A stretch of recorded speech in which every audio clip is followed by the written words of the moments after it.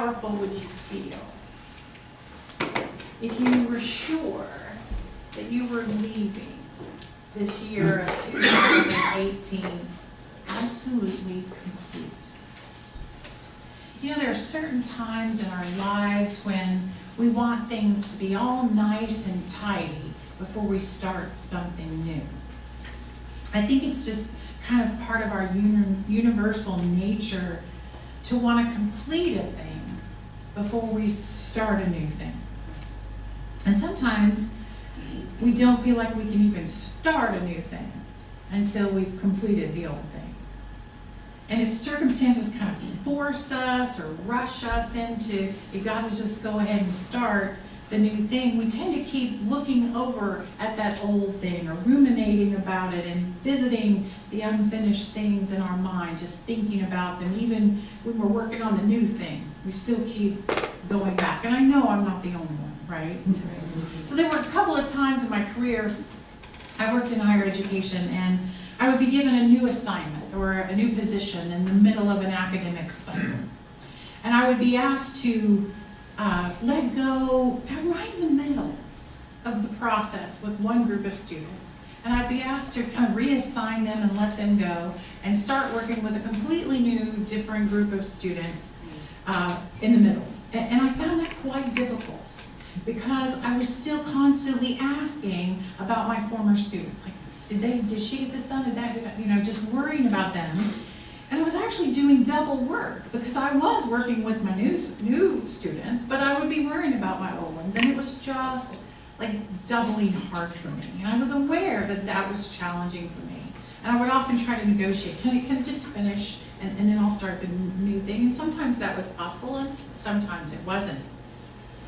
And actually, when I came down here to live, I left a center up in Atlanta, and I was the lead of the women's ministry at this large center.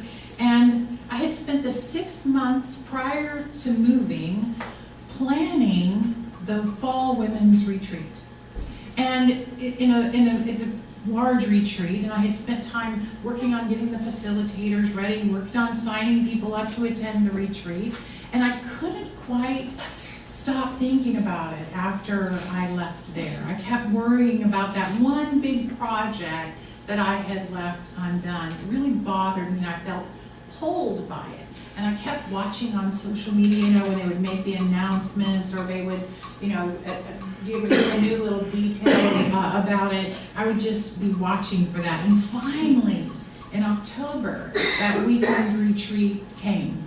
And I was able to watch on social media the photographs and the statements of fun that they were having and the success. And on that Monday afterwards, I called the new leader, and I just had to talk her through and congratulate her on the success of that retreat. And I could at last stop focusing, even a little bit, on that center in Atlanta.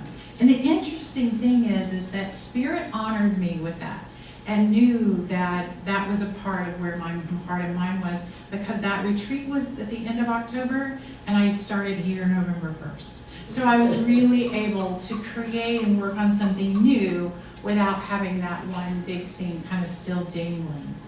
I felt complete. And those are just two little examples in my professional life of kind of focusing on the thing not being complete and the new thing starting. But I know there have been plenty of times in other areas of my life where I've had to face a new beginning without having properly released what I was ending. I've entered new relationships while still nursing the sore spots from the prior relationship. Or I had started a new creative thing without having fully cleaned up the mess from the prior project. And I've certainly crossed the threshold from an old year into a new year without fully releasing the stuff in the prior year. And I say the phrase crossing the threshold because the new year is a threshold moment. And the necessity to pause before crossing a significant or symbolic threshold is something we really understand. We understand it deep inside of us. You know, humanity has been honoring the threshold moment of a new year for centuries. So that's why this time of year we look back a moment and we all collectively kind of remember the people who made their transition in this year. Or we remember the headlines or the big moments of our lives in the prior year.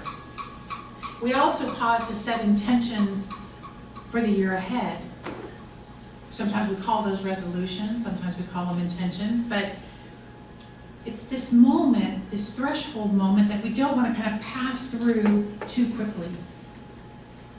This threshold moment is an opportunity to let things go. Life is, or at least it should be, a continual cycle of letting go and letting. Letting go and letting. And this is the natural rhythm of the universe, the natural rhythm of life. It's that divine rhythm that we all experience in the oneness of our human nature. Letting go and letting. We need to continually let go of many things. Limiting beliefs, destructive emotions, unhealthy relationships and patterns, as well as the tendency to just resist. We have to constantly let go. And then we need to also constantly let the spirit of life kind of take over us, to let it fill us with new breath, to let it recreate us in mind and body. And you'll be amazed at how powerful this letting go and letting can be, both as an individual but also collectively as a community. Letting go of the past and moving into the now with a new start is this powerful way to pass through this threshold. So this morning, we're going to have a spiritual experience together, a releasing ceremony.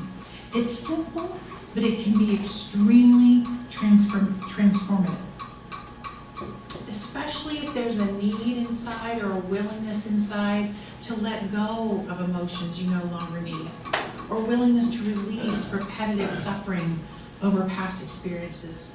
Forgiveness and release, they're just spiritually life-affirming and they're liberating. So this releasing ceremony kind of helps us let go of old hurts, grudges, regrets, and suffering. We can relinquish anything. In fact, anything that has burdened our minds in the passing year that we do not wish to travel with us into the new year, this is the ceremony. And in this ceremony, we're going to write things down on this little piece of paper, whatever it is. And it may be a number of things that just we want to be free of. And you place your piece of paper into the bowl, and the water in the bowl is a symbol of purification and transformation. And water takes the paper and it changes it from one form to another as it completely dissolves it. This ceremony is about taking personal responsibility for your own life and changing it. The ceremony facilitates change because it takes us out of our normal walled path that we walk day to day to day. It gives us a different moment. Marcus Aurelius, the Roman emperor, he said this: life is what our thoughts make it. Life is what our thoughts make it. So today is an opportunity to release thoughts that are making our lives something that we are not necessarily enjoying. Thoughts that no longer serves us. Patterns are held in place by thoughts. And so if we can continue to release thoughts and beliefs about ourselves and about how the world works around us and pick up new ones, we transform. Thoughts that we've held in 2018 that we purposefully don't want to take into 2019. And as we release these old thoughts and replace them with new ideas, we are renewed and our lives are renewed. Apostle Paul wrote about this ancient universal truth in Romans 12:2, and he said, "Be ye transformed by the renewing of your mind." Actually, that's the only way we can be renewed. is through our minds. So let us enter this ceremony as one of renewing of our minds. Let us release whatever no longer works for us, whatever is holding us back. We write down that which we want to release. Could be old habits. Maybe we have a physical or a mental habit that we're tired of. Maybe it's some perceived mistake or failure from this year, or something that we've labeled it like that, and maybe it's just a limiting thought. Maybe we need to forgive someone or to forgive ourselves for something that happened in this year. Emmett Fox wrote this. Emmett Fox is a New Thought minister and a prolific author. And he wrote, "It is an unbreakable mental law that you have to forgive others if you want to demonstrate over your difficulties and to make any real spiritual progress. We must forgive, not so much for the other person, as we know, but for our own sake." See, it's a spiritual law that we have to give up something for something else. Forgive. Forgive means to give up something for something else. In other words, I choose to give up my grudge for peace, or for freedom, I give my anger. For self-love, I give away self-blame. So to prepare for this ceremony, I'm going to begin leading you in a thought exercise designed to help you kind of clarify, what do you want changed in your life? It's entirely up to you. You got to do the work, you got to do the mental work. This is like a first step, a first opening of the door, and nothing will happen unless you truly want it to happen. So this is where that little notepad part of the program might come out. Because as I ask these questions and I lead you through these thoughts, I invite you to use that note paper to take notes on what you might want to make changes to. You can close your eyes if you want to, or you can keep them open as you feel comfortable to write. So to get started, I want you to imagine that you're standing in a long corridor that leads to a door. And the door is labeled 2019. And at your feet are your carefully packed suitcases from your life up into this point. And you realize as you look down this corridor that this is your last opportunity to sort through your suitcases before carrying them through the threshold into this new year. You're responsible for the weight that you carry, and you know that you want some new experiences in the new year. So what could you possibly release now in preparation for something new? So I'm going to invite you to look into your personal bags. First, I want you to check your bag labeled physical health. Are you currently facing a health challenge?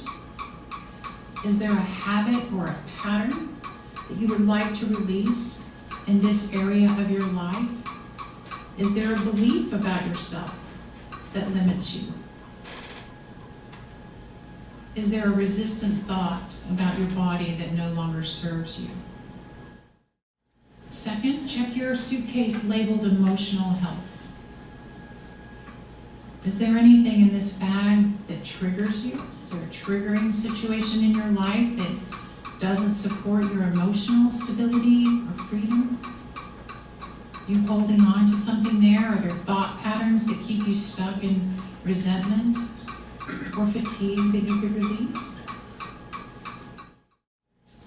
How about your suitcase labeled relationships? Is there a relationship or a friendship that has run its course in your life? Is there a pattern within a relationship with a person that serves neither you or the other one that needs to change? Is there old stuff in here that needs to be forgiven and released? Are there thoughts or beliefs that hold you in a relationship that you could release now in preparation for eventually releasing the relationship? Take a peek in your suitcase labeled home. What do you desire different in your home? Is there a conflict or friction that needs to go? Are there belongings in your home that can be released for greater freedom?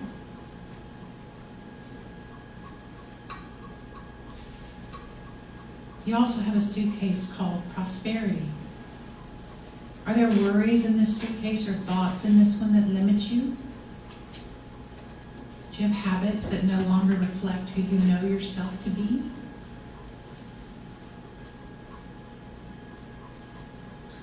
Is there any fear in that suitcase you can let go of? And the last suitcase is labeled time. Time. Is there anything in here that could be left behind or changed about how you spend your time? Do you spend your time in ways that serve you and the world? Is there anything off balance in this area of your life? Perhaps activities that take too much of your time or throw you off balance or numb you or isolate you? Is there anything to release there? Because as you survey your suitcases, remember you have the power, actually the responsibility, to make better choices if you want to live a happier life. No one's going to unpack your suitcases for you.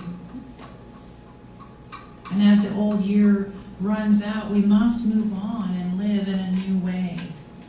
Ernest Holmes, the founder of our philosophy, reminds us anything that will enable us to express greater life, greater happiness, greater power, so long as it does not harm anyone, must be the will of God for us. What is the will of God for you? If greater happiness, greater power, greater freedom is the will for you.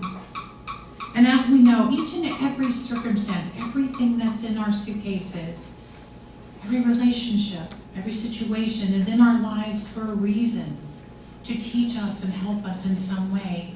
So let us pray to ourselves, I no longer need the lessons that these feelings, things, or circumstances would teach me. If I haven't already, I vow to learn these lessons in a different way that feels better and opens my heart. I'm not throwing away the lesson I need to learn.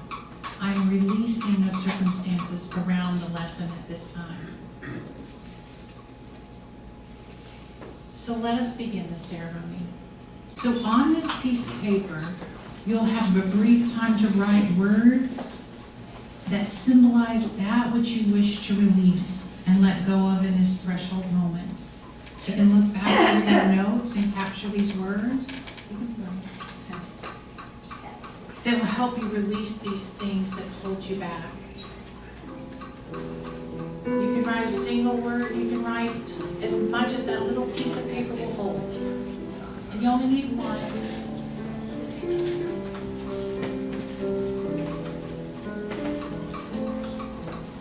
The act of writing down what you want gone from your life is a very important part of the letting go process. As you write things down, you're inviting Spirit to step into this process with you. And again, there's a great power in doing this.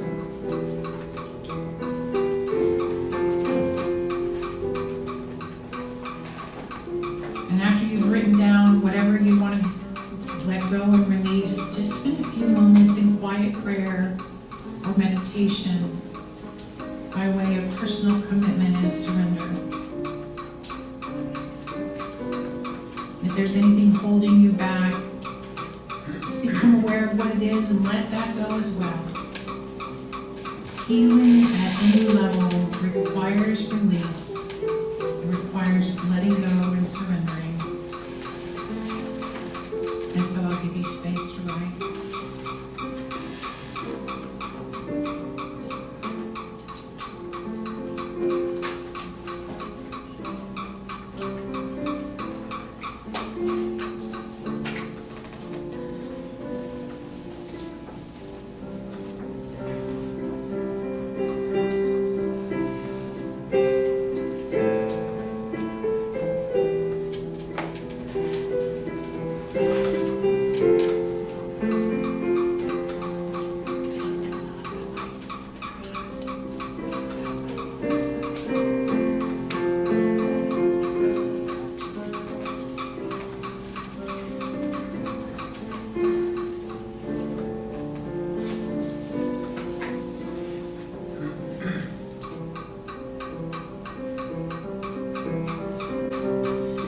most religious traditions have understood the element of water as the great purifier, that which washes clean and makes new.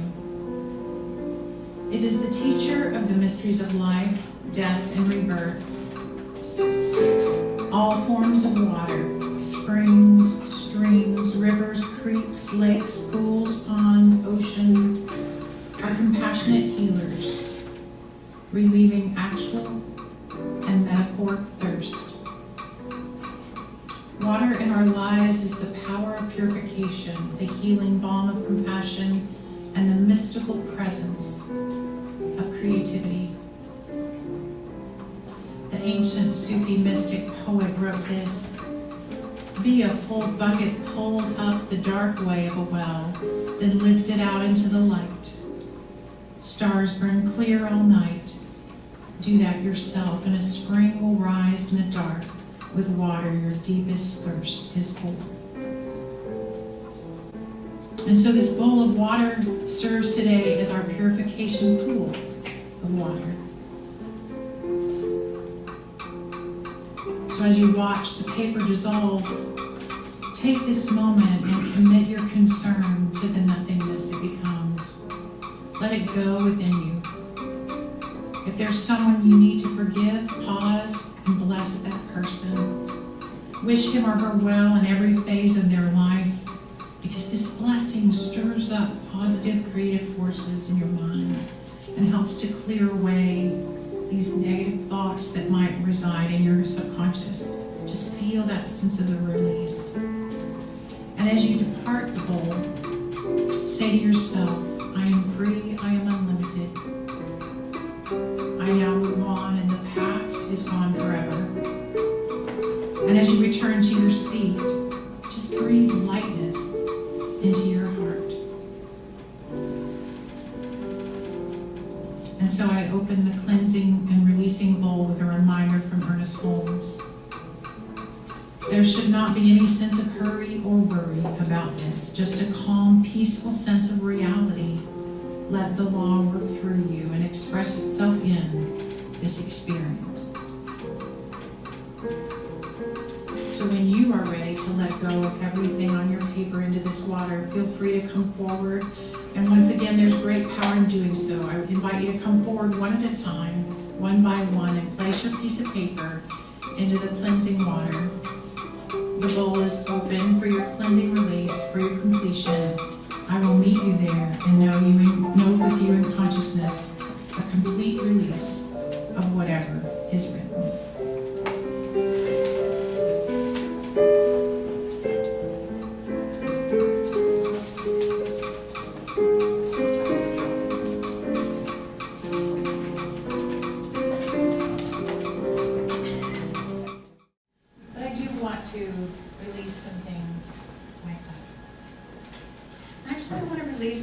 On behalf of the entire community.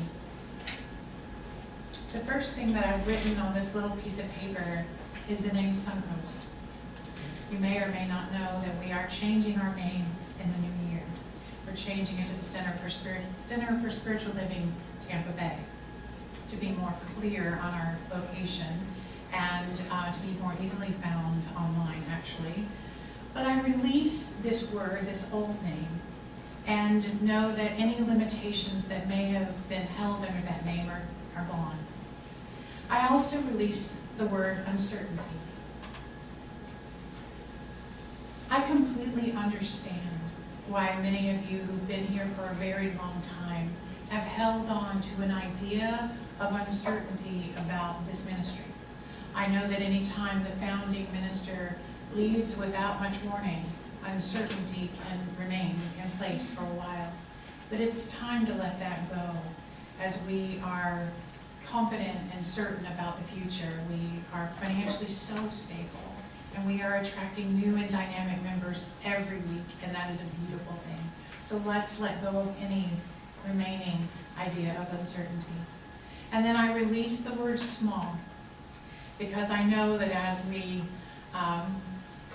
move to our new home, and as I say, we get a bigger cake pan to make a bigger cake, that I release any idea of quaintness, of small, and and that this center grows and we share the teachings of this wonderful philosophy to more and more people in Tampa Bay.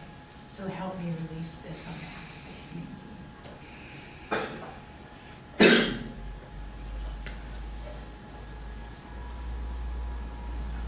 And I close this ceremony in prayer.